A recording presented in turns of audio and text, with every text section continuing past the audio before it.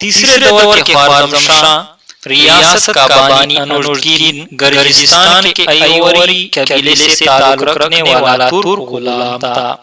اسے اپنے آقا سلطان ملک شاہ سلجوقی کا اتنا اعتماد حاصل تھا کہ سلطان نے اسے 1000 سپاہیوں کا افسر مقرر کر دیا تھا۔ 475 ہجری میں ملک شاہ کے حکم سے انوشگین خوارزم کی صوبیداری پر مامور ہوا اور آخری دم تک اس ذمہ داری کو بخوبی نبھاتا رہا۔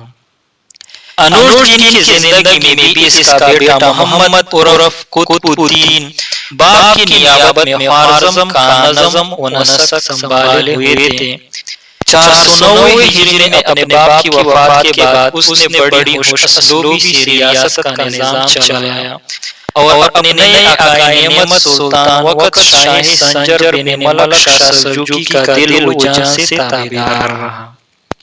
522 ہجری میں محمد قطب الدین نے داعی اجل کو لبیک کہتے ہوئے خوارزم شاہی تخت و تاج اپنے بیٹے مظفر الدین کے حوالے کیا۔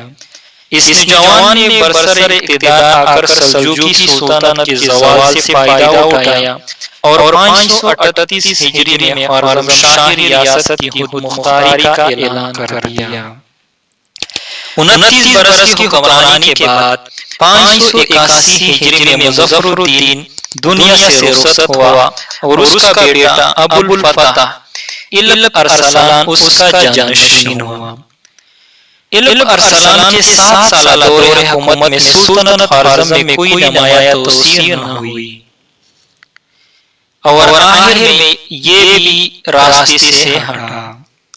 الب ارسلان کی وفات کے ساتھ ہی اس کے ولی عہد علاؤالدین تخش اور دوسرے بیٹے سلطان شاہ کے مابین اقتدار کی خونریز جنگیں شروع ہو گئی جو وقفے سے 20 سال تک جاری رہ کر آخر 589 ہجری میں سلطان شاہ کی طبی موت اور علاؤالدین تخش کی فتح یابی پر اختتام پذیر ہوئی۔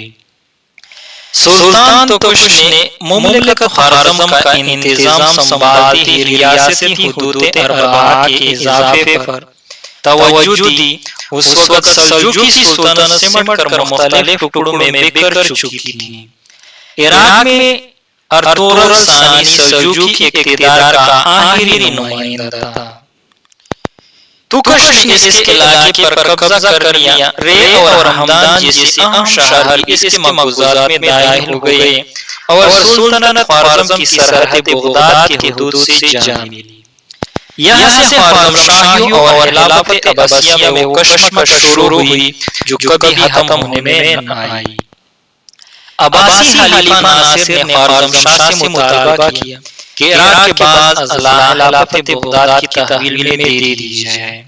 تخش نے اسے منظور نہ کیا۔ دونوں مملکتوں کے باہمی تعلقات روز بروز کشیدہ ہوتے گئے۔ 592 ہجری یعنی 1196 عیسوی میں ہمدان کے مقام پر خوارزمی اور خلافتی افواج کے مابین گمسان کا معرکہ ہوا جس میں بغداد کی افواج شکست کھا کر رسوا ہو گئی۔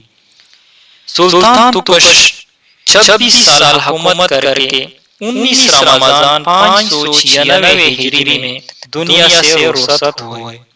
حافظ ابن کثیر رحمۃ اللہ علیہ اس کے بارے میں فرماتے ہیں کہ وہ عادل اور نیک سیرت تھا، لوگوں سے اچھا برتاؤ کرتا تھا۔ امام ابو حنیفہ رحمہ اللہ کے مسلک کا عالم اور اصول دین سے خوب واقف تھا۔ اس نے خوارزم میں احناف کے لیے ایک عظیم الشان مدرسہ تعمیر کرایا تھا۔ اسی مدرسے کے حق میں اسے دفن کیا گیا۔